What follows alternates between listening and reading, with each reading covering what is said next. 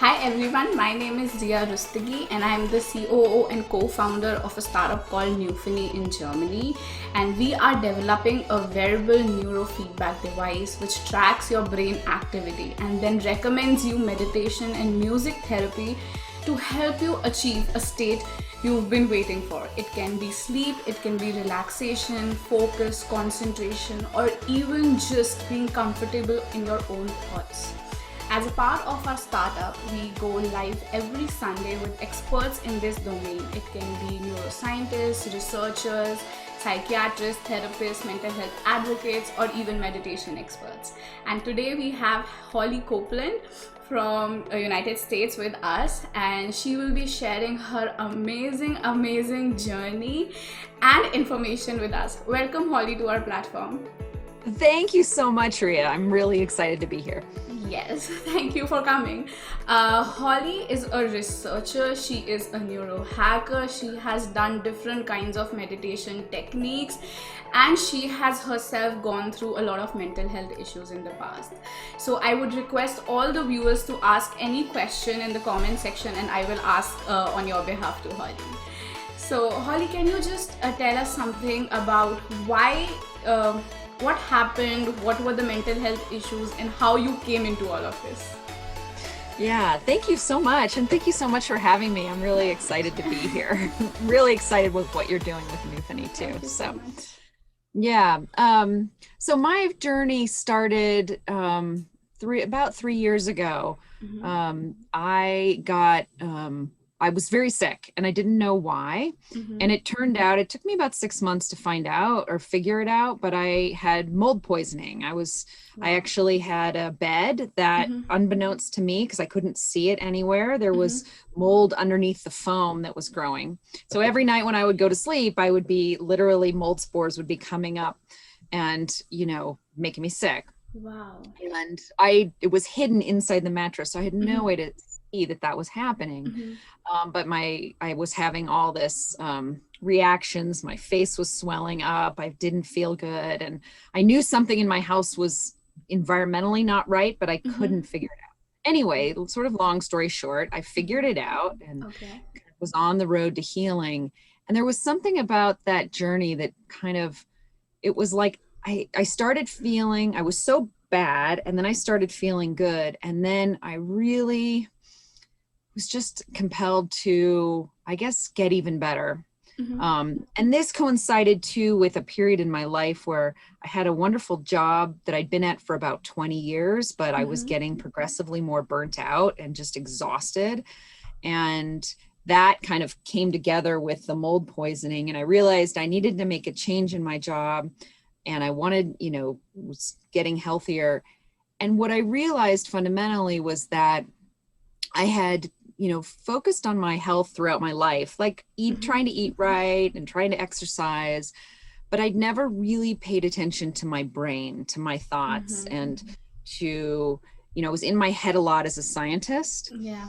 And I was kind of like tired. I was tired of myself, if that makes sense. I was like over myself. Yes, it makes a lot of sense. And it was like, there has to be a better way to live with myself, And I, being a kind of a lifelong scientist and a biohacker myself, I just dove into this and started to read and learn all about brainwaves and brainwave science and meditation. And the more I got into it, I kind of fell down a rabbit hole. I guess,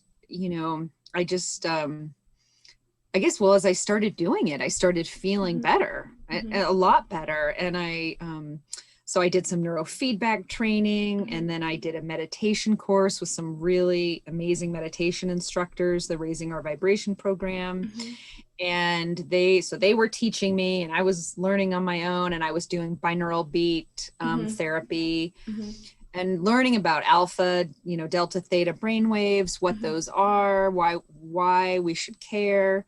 And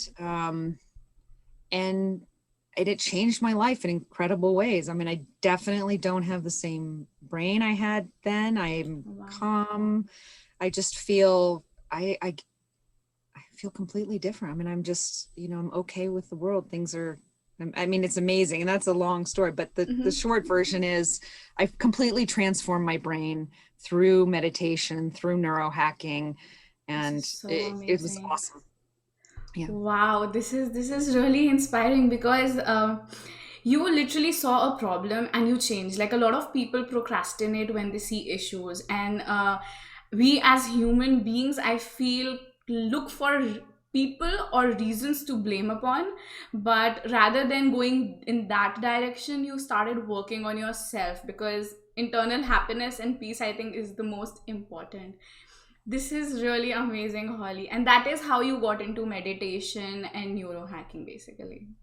That's right. That's how I got into it. Yep. Wow. And just like you said, I realized that happiness had to start with me, that I had to stop looking in the external world to to make the external world right, so I would be happy inside. And if I couldn't find peace within myself, then I would,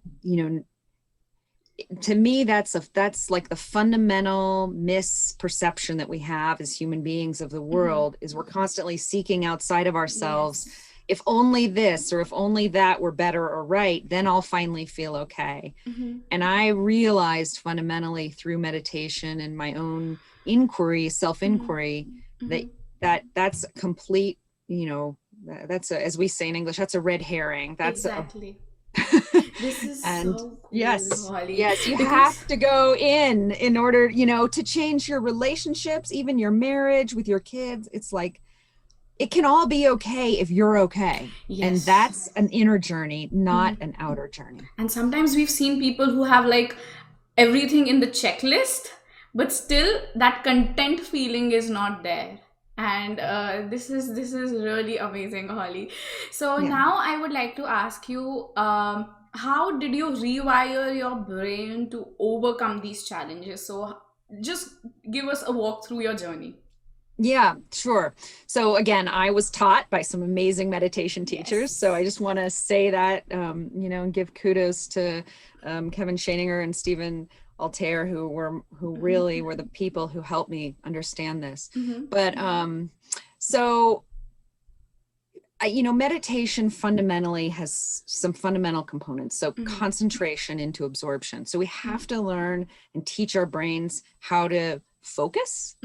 And we do that in the technique that I was taught in originally through interoception, through going inward in our body and sensing, starting to pay attention to the sensations and the feelings and our breath as a way to concentrate and focus into absorption. So that's one piece. So this developing a mind that can focus and concentrate, which is kind of the antithetical to how we are in the world now with social media and everything. It's the opposite. People are more distracted. So you have to teach yourself this ability to go in and focus. So through meditation, and then the mindfulness component. So the component of being able to sort of be in a state of non-judgmental, choiceless awareness in the world. So can you kind of observe and be in the present, fully in the present moment, in that absorption. And yeah, so those are the two main pieces. And I think fundamentally too, there's this aspect of then becoming aware of essentially who we are, and we're going to talk about that a little bit in Awakening, but so that's kind of the next piece. But from a meditation point of view, those two components are really what you're trying to build and develop in the meditation techniques. Definitely. This is something I personally have also experienced, because I am a kind of a person who is thinking of 10 things at one point of time, and I always get distracted very easily. Like, I like to work in pin drop silence, and for a person like me, it's very easily I get distracted. And just by studying how brain works and how meditation works, subconsciously I've become so much aware that I can see myself not being able to sleep because I have stress, and there's a lot of acceptance going around just by learning. And the experience of meditation has been amazing. Like, as you said, focus and concentration, I think, are the first set of keys which meditation helps us build as a person. Yeah, absolutely. And I think, from the brain side, so I study too with Jeff Tarrant and the Neuromeditation Institute, and understanding fundamentally that actually what we're doing is we're on a biological, we're reprogramming different areas of our brain, right? Yeah. And so, we now understand that meditation actually quiets the default mode network, that area of the brain that's involved in selfing and overactive analysis. Yes. And when we meditate, we, we bring the alpha, the calm 8 to 10 hertz brainwaves into that part of the region that is really, it's the medial prefrontal cortex and the posterior cingulate cortex, right? And so we're calming those brain waves down from the fast beta brain waves to the slower alpha waves, and those become rewired in the brain. And so what's beautiful about it is, what I experienced was when I started to do this type of meditation, I felt like I was thinking less overall, like it, because those parts of my brain weren't active anymore. So meditation became easier. What started as something that felt kind of hard at first, it's like it snowballs, and it just became easier and easier and easier. And now it's effortless, totally effortless for me, because my brain is in that calm state, and I've rewired it that way. Wow. I have one question here, going off script a little bit. Somebody yesterday asked me a question that what are the benefits of meditation and how can you quantify it? So since you have been meditating way more and with a lot of different people, can you tell what were the changes you saw in your life and in the lives of people around you that came along with you meditating and being a more, let's say, focused person? Yeah. So to answer that person's question a little directly, let me just say that, like, Sarah Lazar at Harvard did this amazing study where, and this has been done, there have been so many studies now on meditation, but I love to talk about hers. So she took, 8 weeks of non-meditators through a program. And what they found was that the parts of the brain, just like I said, that were involved in selfing, quieted down. And then, they saw an increase in gray matter. So the brain, strengthened and quieted down both. So, there's ample science now on the physical, like literally physical changes in the brain that result from meditation. But your question is more about kind of what did I notice from thoughts? Yes. Is that what you're, yeah. So I noticed, as I said, I noticed that I was thinking less, that I was not ruminating about the past. So that's a big one, right? Yes. What we do when our brains are in this overactive state is we think about, something somebody said, something you did, and you kind of replay the tape loop in your head over and over again, trying to, trying to understand it, right? I just stopped doing that. And I wasn't like I was trying to not do it. It's like it just didn't happen anymore. Yeah. And that's what I mean by effortless. It's like things become effortless. It seems hard, but it really is like a miracle. Yes. I stopped projecting into the future and worrying, this anxiety about the future and what's going to happen, because you sink into this fundamental okayness with what's here now, which kind of gets into, I think, what we're going to talk about with Awakening. Yes. But it's like you're dropping into, can you be okay with what's here now? And because you're training your brain to be in the present moment in meditation, then you start to naturally you're drawn to the present moment. Wow. Yeah. I think those were the most important changes you observed in yourself. Yeah. This is, And contentment and happiness, like just yes, being happy, like feeling happy with how things are, not worrying. yes, Equanimity, not judging, is another really big one, right? yes. And Right. We habitually, things come into our field of view. And I know I did this before this practice, where I would read something on the news or I would see something happen and I would automatically put it in a box in my mind of bad or good, yeah, as though I had to walk down the street and look at everything from a point of view of bad or good, bad or good, bad or good, yeah, and labeling things. It's like, and I think we do this habitually, right? We don't even realize, we just think that's natural in the sure, normal way. yes, And what meditation teaches is actually that's harmful to, and it's unnecessary. When you start to cultivate a mind that's in the present moment, you realize that that's actually your identity self, doing this habitual thing, and it's unneeded and unnecessary. It's not like you don't think about things. I'm a scientist. I work on projects. I think, but I yes, don't need to look at everything anymore and decide whether to put it in a box. That's just the road to, from the Buddhist and Hindu perspective, definitely, that's the road to suffering. yeah. Suffering is this habitual need to not accept the way things are and try to make the world into something else. Yes, my God, Holly. So you've mentioned everything. So when I generally talk to people, I kind of, you've mentioned everything I believe in. Like not judging people, not labeling people. I sometimes have negotiations with people where I'm explaining them that actually meditation can make you shut off that part which is judging and labeling things, and they're like, no, this is not possible. I'm like, no, it's possible. I have started doing that myself. It doesn't bother me if it is not my life, it is not concerning me. I really don't label it or judge anything.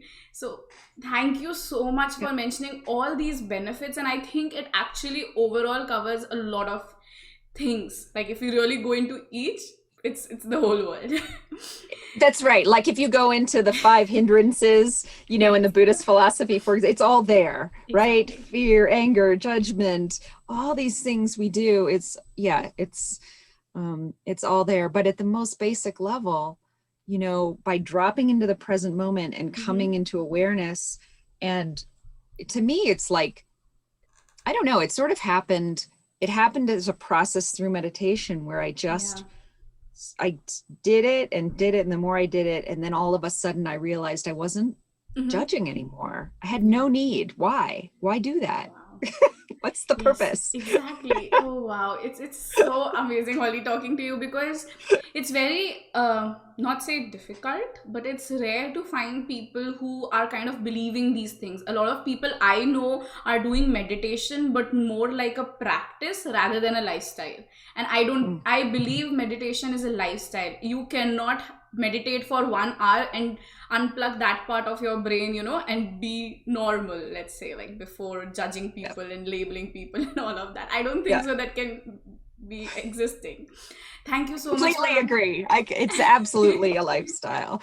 Yes. And wow. it's the lifestyle that makes you happy, right? Which Yes. is what everybody wants at the end of the day. I mean, I don't know anybody who doesn't want to be fundamentally happy. Happy. Yeah. Yeah. It's I just they have mean, to understand that it has to come from within, as you mentioned in the very first thing, that it has to come from from within. within. Oh my It God. has to come from within. Yes. Yes. I mean, like if you have marriage problems, and I not to say that people aren't dealing with real issues of abuse or something, of course, people have issues that they, may need to leave a bad relationship. Yes. But on a lot of levels for people dealing with kind of Yeah. day-to-day things that, are fundamentally, it's just like you're not happy with the way somebody's responding and it feels like you're, disrespected or something. Actually, I would say start going within yourself. Yeah.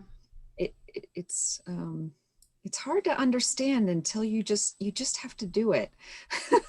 You have to Yes. practice it. You have to practice it. And one example I like to give here is generally, like for me also, like sometimes I know the benefits, and sometimes we are so busy that you kind of unplug that part, that, oh, I have to work, and I didn't get the time to meditate. But now what it happens is that if I don't meditate for a week, like last week was very hectic, and I was like, I'll just go off to bed and sleep, but I really wasn't able to sleep. And that kind of, it went into a loop where I was a little agitated, a little irritated. I had various thoughts going on in my mind because of the workload, and then it was coming out onto the people around me, the people who I work with, the people who are living in my house. And these are the small things, small changes you can start seeing with meditation, is that. And now I was like, no, I have to go down to my basics. I know the benefits, I've seen the benefits, let me go back and practice. And then it's like, oh my god, why was I even doing this? Why am I making making my life difficult by not doing this? Right. Oh gosh, yes, what you said resonates so deeply, because we get caught in a trap of thinking we don't have time. Yes. And there's we're in this world of time constriction, which is our own making. Yes. And when we do meditation and we actually can step into a timeless, more fundamentally okay place, and train our brain, that then when we step into the world, it's like stepping in a completely different way. And you're aware of, actually, you can become more aware. I'm very aware now of if a negative emotion arises, which actually they hardly do. Like the last time I can remember one was weeks ago. But I'm aware of when a negative emotion arises, and I can see it. And, which in bringing that awareness is so fundamentally key to the whole thing. But like you said, it feels like maybe you don't have time, but it's the point of meditation is to give you the time you need in life. Yeah. Perfect. So now I'll move on to the next question. So we were talking about awakening, and that is your, let's say, expertise. What does awakening mean in like simple terms? Yeah. Oh, I love that question, because awakening is like, I'm passionate about that. Yes. And I will say, just, I think a lot of people think meditation is about quieting the mind, and quieting the mind is being content is a wonderful byproduct of meditation. But ultimately, I actually think meditation is about the path to awakening. And so it's a big question, but at its most complete level, to me, awakening is the, enlightenment or self-realization path, which is to say that it's the non-dual experience. So it's where our experience of the world is the self dissolves, we transcend the self, and we fully recognize that we are all interconnected beings, that that this illusion of separate self, of a you and a me, is completely an illusion, that actually there is an absolute kind of unchanging, unbounded consciousness, pure consciousness in the universe that we are all a part of, and there are no boundaries. So awakening at its most complete level is to touch that place, which is to live from that place, actually, more than just touch it, to live fully from that place. So in a latent, or fully awakened being like the Buddha would be, fully living, or Ramana Maharshi, fully living from that place. Wow. And so if we take that as kind of the fully awakened state, then I think everything is kind of on a gradient or path towards that. So it's gradual experiences of, you are not who you think you are. You are, not this individual separate self, but it's larger connected, awareness, or its experience, our experience of that. And so, in meditation, to me, is sort of it's a deepening path of experiencing the truth of who you really are, at a most fundamental. So I have a question here. So let's assume if there is a person where I am very self-centered and I am thinking on a day-to-day basis about the things which concern me and around me. And then there is another person who is more aware, more accepting, more caring, has more empathy and gratitude towards the people around him or her, where he cares, where he can leave his work and care about the other person, that, oh, my work can happen later, I have to care about you. Can I Yeah. say that the second person is more awakened? Is this, can we, are these ways of kind of judging this?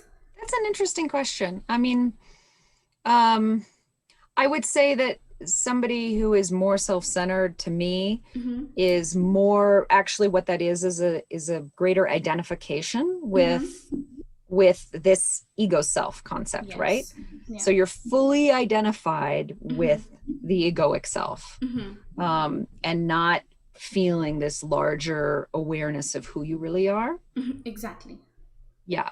And so to that extent, somebody who is more compassionate or empathetic, I mean, compassion and empathy are fundamental kind of qualities. A lot of time we talk about the fundamental emptiness of the universe and the fullness of the universe, right? Yes, and definitely. love and compassion are, those integral kind of full qualities. So Yes. in that sense, I would say there sounds like that person is touching that more. And so there is some level of awakening that's probably more, I suppose. Yeah, because this is for people to kind of understand, because this word awakened can be used in different terms, as we described labeling. And what exactly the true meaning is, we want people to kind of understand, because right now every word has become a label and a style. Even with mental illness, it can be OCD, it can be anxiety, people are using these words very casually nowadays. And I really want to kind of capture the essence of what a really awakened person is. You cannot be awakened and I think more into yourself, not caring about the world, being more materialistic. For me, that is not the definition of awakened. So I just wanted to. And I would also, though, say that I think, so fundamentally, everyone is whole and complete. Yeah. Nobody fundamentally, there is an awakened self or awakened, consciousness that is a part of every single one of us. Exactly. So, right. So at that level, no one is broken. Yeah. Nobody needs to be, nothing needs to be fixed. What we really need to do is, it's just, we're all at different levels of understanding the fundamental truth of who we really are in that relationship. So like, I love Muji, for example, is a wonderful example of a teacher who shows people and helps people awaken to the truth of who they are. And it actually has nothing to do with their external personality, right? So you talked about somebody who's maybe selfish or focused. I just want to be really clear that this is accessible to absolutely everybody. So no one is excluded. Everybody is whole and complete at the most basic fundamental level. And so can I say that then your awakening and my awakening are two different things, and they are not the same, as you said, they are not at the same level. We might not be the same person, or we might not behave or act like physically in a similar manner. Can I say that? Sure. Yeah, I mean, each of us is on our own part of the path. Exactly. Right. Yes. Each of us is in our own in our own journey, in that sense of how often we are living from this realization of the truth of who we really are. Definitely. Yeah. So how can we awaken our mind? Yeah. So great question. So, I think you need to, there's sort of the meditation path. So there's sitting in stillness, sitting in the present moment, and cultivating a mind that is fundamentally present and aware of the changing nature of phenomenon, right? Yeah. So there is fundamentally, as human beings, actually all we ever experience is change, when you understand at that most basic level, right? Or you could, if you want to break it down, you can say, you know, the 5 sensations and thoughts, or the mental constructs. Like, we actually, when we break it down, never experience anything more than those things. And so when you go within and close your eyes and go within in meditation, you're training yourself to actually see the changing nature of phenomenon that we experience and witness it from this larger sense of self, from the unchanging nature of who we really are. And so that practice of doing that is fundamental in my, experience. There are people who have spontaneous awakenings, like Eckhart Tolle, for example, who, suddenly wake up.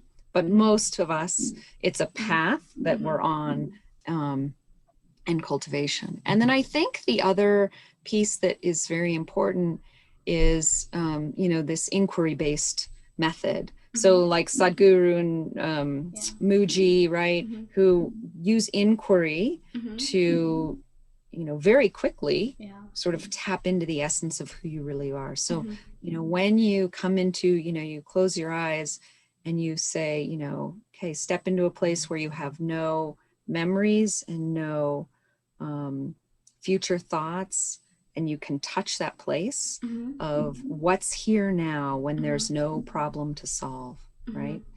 And you feel the unbound presence, the awareness, and you touch that place immediately. Anybody can do it. I mean, I could guide you in 15 minutes and, you can be there. Like, it's not it's not a thing. That's the thing that I think is really important to understand, is that you don't have to go sit in a cave for years and years to touch this place. Everybody actually has it accessible. I guide clients all the time in the coaching work I do. Within 10 or 15 minutes, usually, of a meditation, they're like, wow, I've never looked at my awareness that way before. I never understood that, this awareness, this sense of you that's been with you since you were 2 years old, since the moment you were born. You have this sense, right, of like this awareness that is you. It's like, but it's not your personality.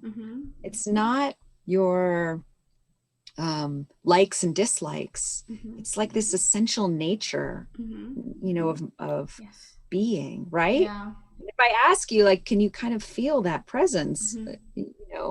I'm imagining your answer is yes. You're shaking your head, right? So when we can touch that place and cultivate that, and we can reside in that essential nature of who we are, and then in meditation, what we do is we rest in silence and be with that essential nature, and let everything else drop away. Let all the thoughts, which are mental constructs, so understanding that that's not you. Your thoughts and emotions are not you. Your feelings and your likes and your dislikes are not you. You are this essential nature behind those thoughts and emotions. And meditation helps us cultivate that and feel that. But it's something that's readily accessible here now in every single moment.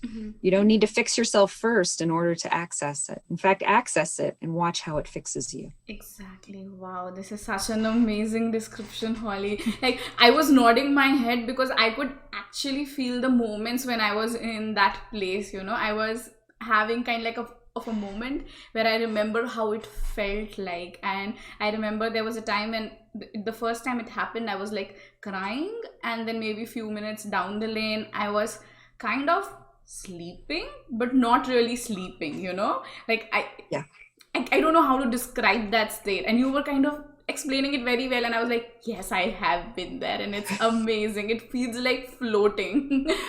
Exactly. It feels like floating because all of a sudden the world isn't full of problems to fix anymore. It's like, oh, thank God. What a relief. I don't have to fix everything. Yes. Oh my God. Oh, wow. It's been a while since I have meditated to that level. So I was kind of like, oh yes, I need that kind of, I want to be in that place. It's that calm and peaceful. So this is amazing. Can you share your journey now? So this is what awakening is and how you can awaken your mind. But how did you do this for yourself when you were in going through that phase 3 years back? Yeah.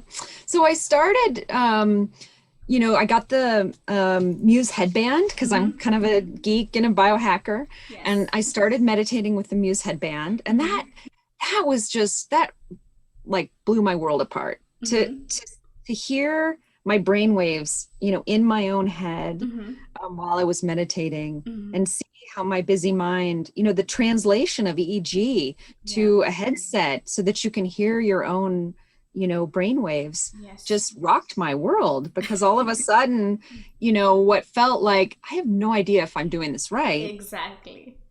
I had a feedback. I had the beauty of technology to show me what I was doing wrong, or how, some tools to improve, which is what you're doing with your device. Yes.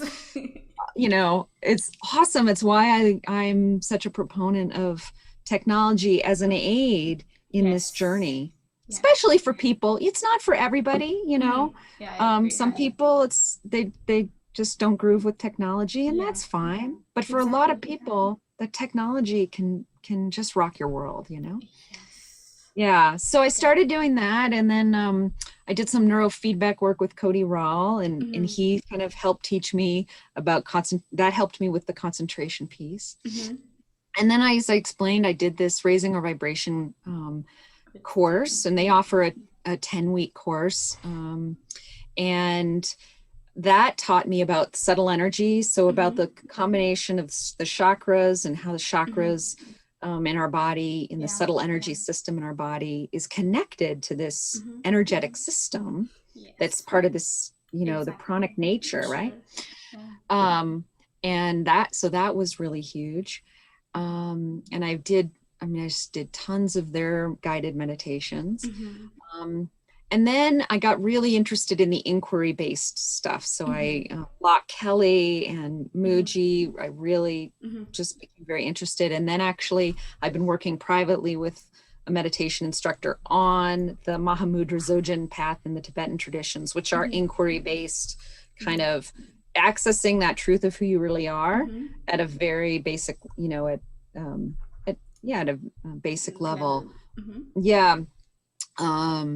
And even some deity yoga. So it involves a lot of different aspects.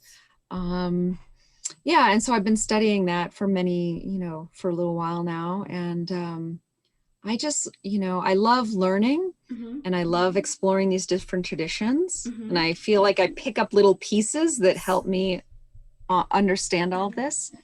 And at the same time, I understand fundamentally that this actually knowledge can be a trap, because fundamentally, you can get caught up in, this technique or that technique. And fundamentally, it's so simple, right? It's about sitting still and feeling the presence of who you are and observing that, and basically the non-dual experience, which is the experience of fundamental emptiness of the universe and the fullness, and how the two collide and come together in this sort of beautiful unity of the changing nature of reality and the absolute. And I just, I meditate a couple hours every day, and I am just on that path like everybody else.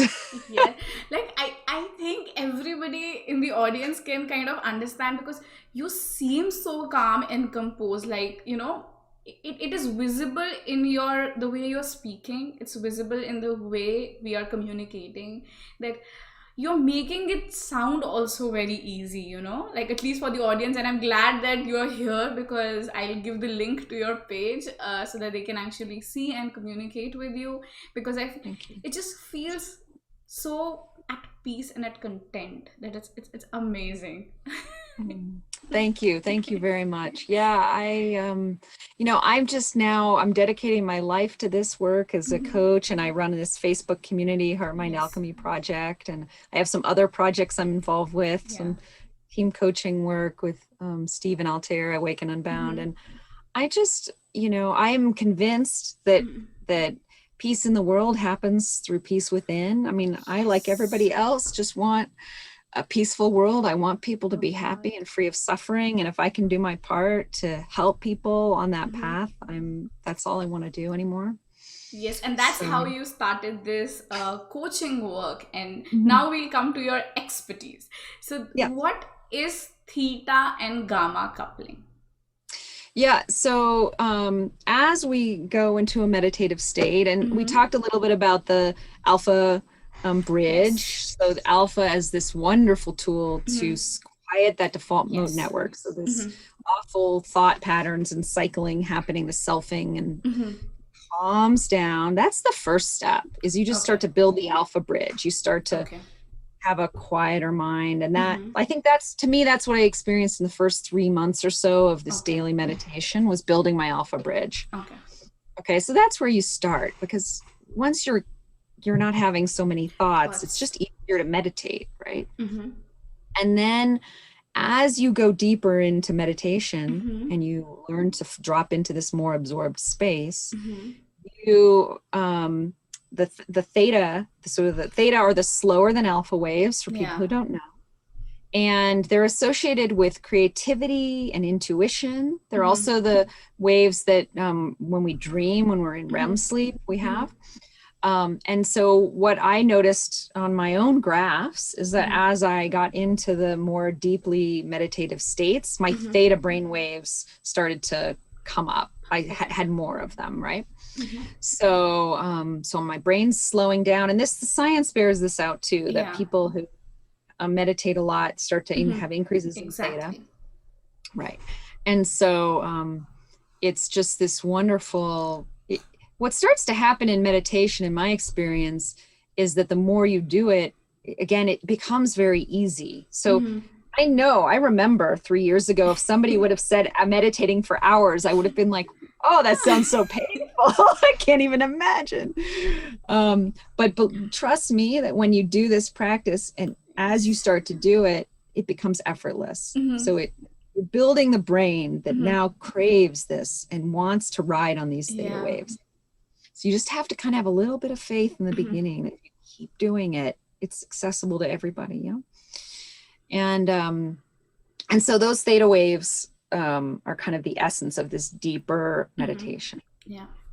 At the same time, you mentioned gamma. So at the Mm-hmm. same time, researchers have often also shown, and like Lutz and Richard Davidson were the first people that really showed this, that when they put EEG devices on Tibetan meditators, they found gamma brainwaves. Yeah. So gamma are the really high, fast brainwaves. Yeah.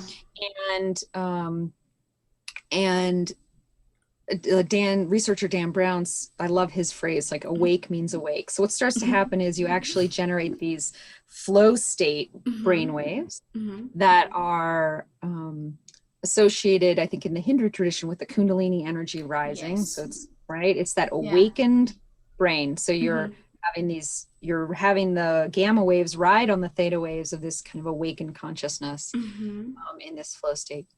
And it's also associated with gratitude and feelings of love as well. So, it's a kind of synergistic thing that happens in the body. Yes. But you end up kind of getting spikes of both of those, a theta brainwave and a gamma brainwave. Yeah. And how does this experience feel? Because we have seen during meditation, like I have heard stories where people are meditating and specifically it sometimes feel there's a little hindrance in going towards the theta state because it might feel a little scary as an experience. Can you comment something on how does it feel when you are into this theta and gamma experience? It's like falling into a tunnel. How does it really feel? Yeah. For me and for my experience, it feels, I get to a place where it feels like total emptiness. So it's like just profound peace at a level you've never known before. Just like a total peace. Now, other people experience different things. And so, my experience, I mean, other people describe, some like really profound, like bliss brain kind of experiences, which isn't something right now I'm experiencing. But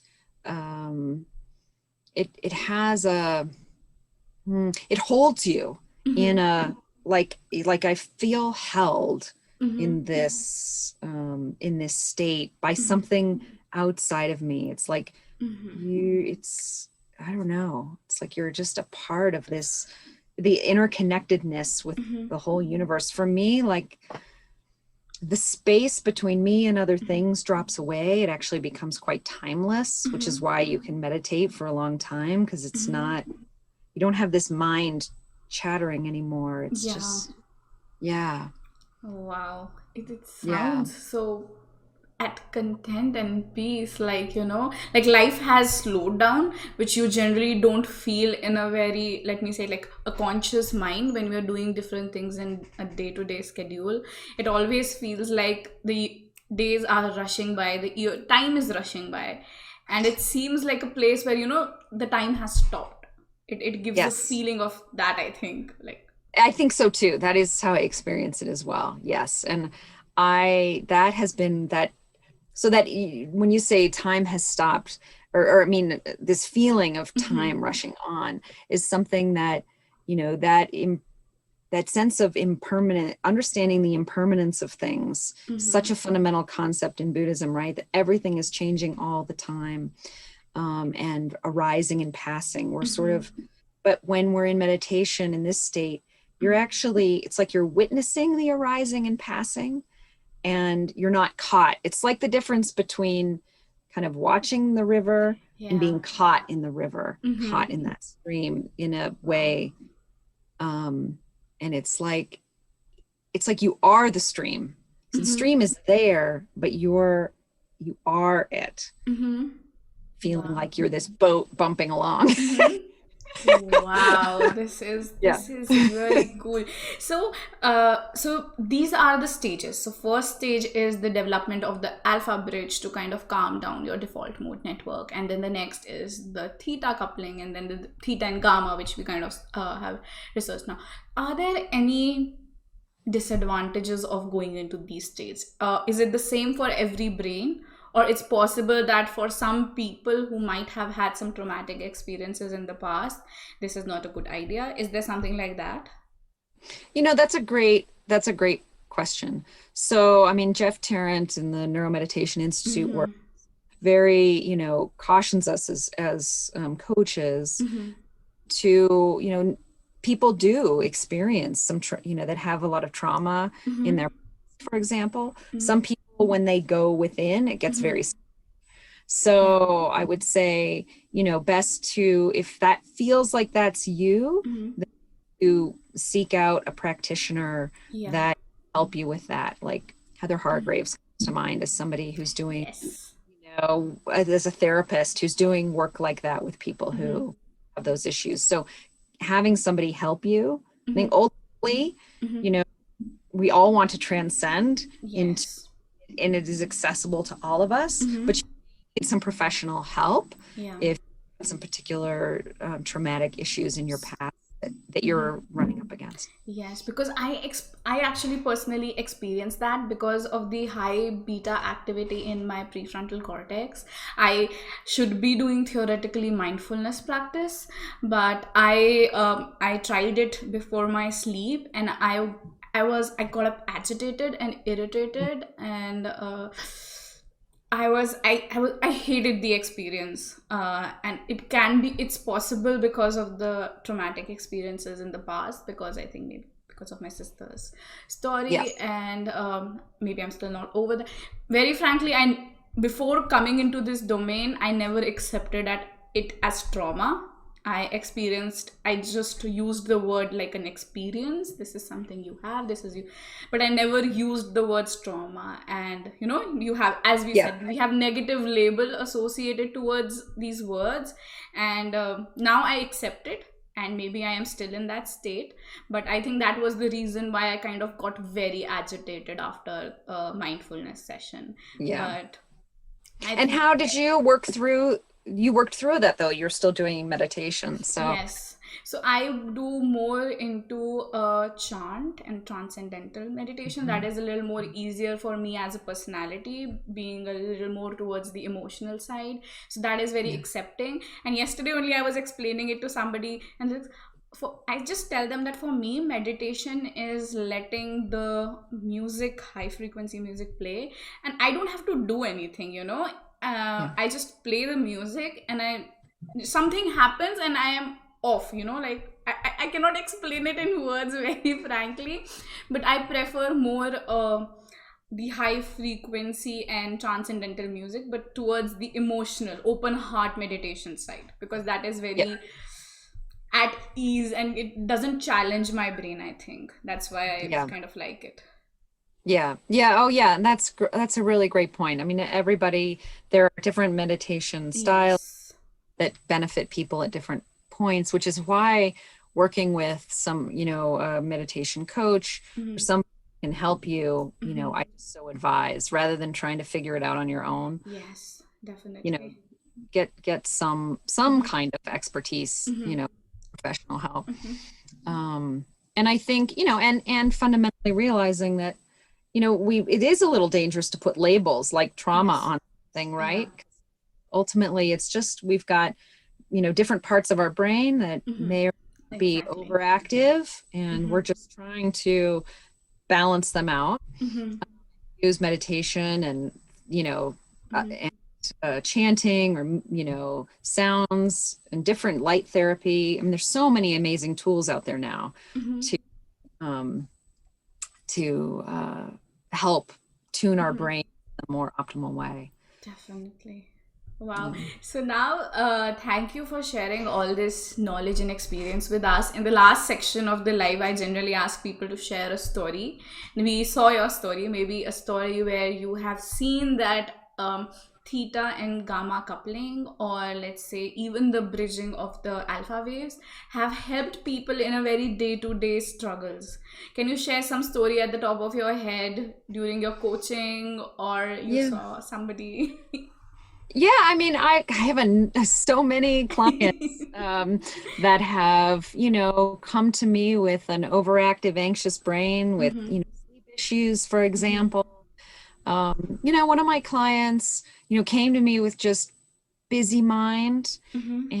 and can't, sleep issues, and she started doing Mm-hmm. meditation every morning Mm-hmm. and was just, and faithful at doing the meditations.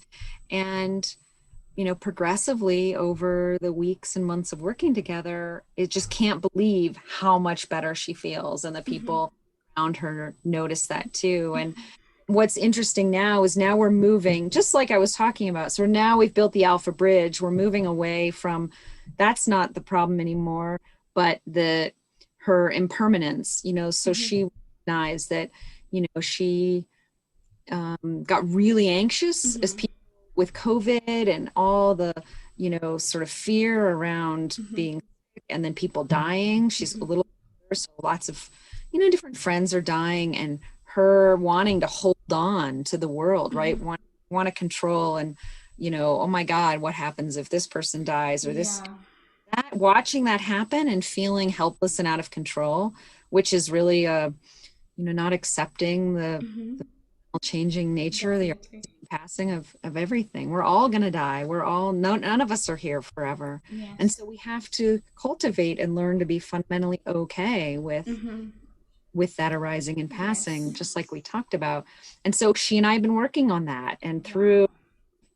through working on, we do a lot of work with Muji, Mm-hmm. and so getting into Mm-hmm. understanding who she fundamentally is and Mm-hmm. feeling, what I like to talk about is feeling the ground of your being as being Yeah. actually, when you touch that, Yes. just like you did when we Yeah. were, you described, Yes. and you can feel, oh, right, there's this part of me that's always been there and Mm-hmm. always be there and can never be hurt and can never be Mm-hmm. harmed. And I don't have to fix it Yes. and reside in that being. And then Yeah. we can understand that things are arising and passing and they always will. Mm-hmm. But the fundamental ground of our being, it's Mm-hmm. always okay. That doesn't need anything. Anything. And as I work with her and she, starts to internalize that, and that we have these powerful, profound sessions, but I'm watching how she's integrating it, having this real, like Exactly. the anxiety starts to calm down, and you can be a more joyful, happy person because you fundamentally realize that everything's going to be okay. That's all we all need to know, right? Everything's going to be okay. Okay. Oh my God. I am feeling things I cannot explain. I was doing the same thing. So I totally can kind of relate to this person's story. Yeah, the fear subsides inside of you so deep. It's difficult to do anything. No right, no left, no forward. You're at that position and kind of going down the hole. That feeling of fear can make you stop as a person, can stop your growth, development, everything, because you will be in that particular moment where you kind of, got stuck, and then you can never move on. I have experienced it. I don't remember the first year, the year from 2016 to 2017. I don't remember. I shut down everybody around me, and I was like a very different person than before or now. And it just felt like a complete shutdown. I don't remember anything of that year. And that is how that feeling of fear can kind of, put you in. It took a lot of effort to get above it. There are moments it kind of comes back. There are dreams, there are subconscious thoughts, there are confusion between reality and was this true, what is happening. There are moments like this, but it's amazing to move, to get over that feeling of fear, because I cannot imagine. I wouldn't have done this. I wouldn't have reached who I am as a person.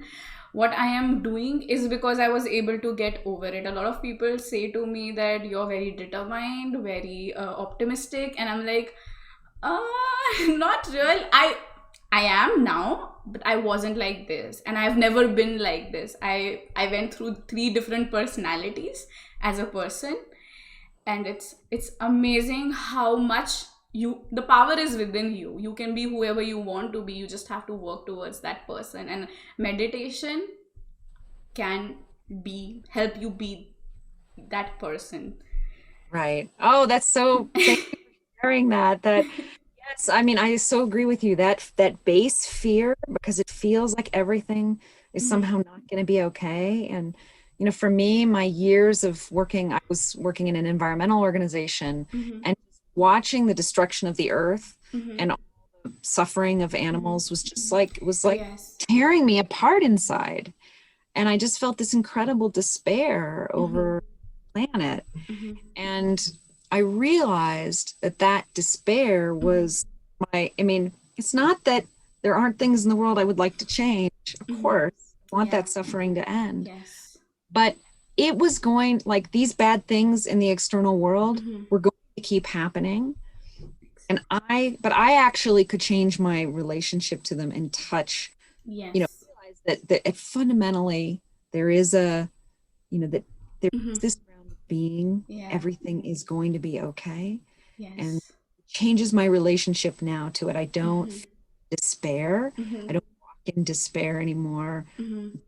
Walk in the light of my own heart and being and fundamental okayness.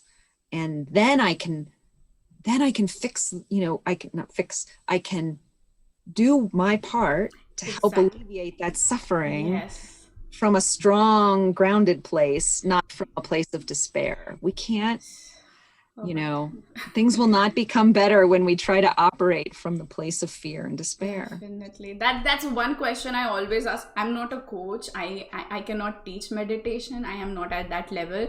But I always ask people, what can you do about this problem? Because we have to kind of, let's do something, If you cannot do something, we have to accept it. There are things we have to stop putting ourselves in pressure and think about everything, because thoughts, distractions. There are so many different things. You go through phases. You have to take one thing at a time and start acting like you did, like I did. And I think this is the key aspect, because with meditation and neuroscience, I personally feel, and this is what I always say, we bring the worlds of neuroscience and meditation together to improve to improve your life and the lives of people around you, because it just changes everything. Yeah. Right. And so, right. So go within and learn to find your own ground of being and your own, escape the fear, learn to find the love and the compassion and your own light of your own being, and that place of okayness where, you know, the contentedness where there's nothing to fix and nothing is wrong. Exactly. And then take the action that you would like to take in the world from that place. Yeah. So you don't fix the world to make yourself better. Yes. You fix yourself. Make the world a better place. Better place. Yes. Oh God, this is so nice. This conversation is very soothing within. Like, this is one such conversation which I think I will do it for myself rather than just the audience, because it feels nice here, you know. I feel it too, and I am so appreciative to you of inviting me on and it's this conversation. My pleasure, Holly. It was very lovely to have you on our platform. I will give the link to the audience. I will give the link to Holly's page and group in the comment section below, so that you can reach out to her if you're going through something like this, if you want to see her meditation, her work, her research. And it would be amazing if you have any comments. Holly will help answer your queries. If you have any, you can have the video will be on our Facebook channel and also on our YouTube channel and on our website. Please reach out to us for any queries. The website is www.neuphony.com. And thank you so much, everybody, for watching us.